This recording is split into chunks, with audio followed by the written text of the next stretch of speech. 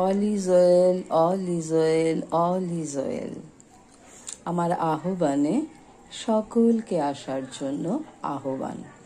অনেক রাত হয়ে গেছে, সবাই হয়তো ঘুমিয়েও পড়েছেন, তাও যারা যারা জেগে আছেন সকলকে আহ্বানে আসার জন্য আহ্বান।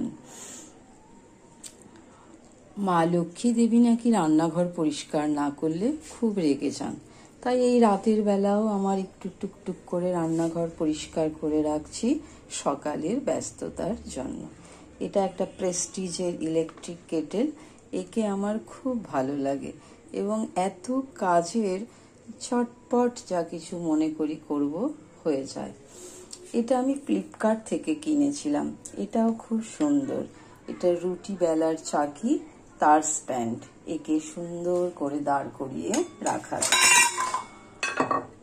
আর আমার এই যে কুজোটা, ছোট্ট কুজো, হয়তো 2 গ্লাস জল ধরে, কিন্তু এও ভালো, এত ঠান্ডা হয়, তাই আমি অল্প অল্প করে একটু রান্নাঘর পরিষ্কার করে নিই, নালে মাতা লক্ষ্মী দেবী আবার রেগে যাবেন।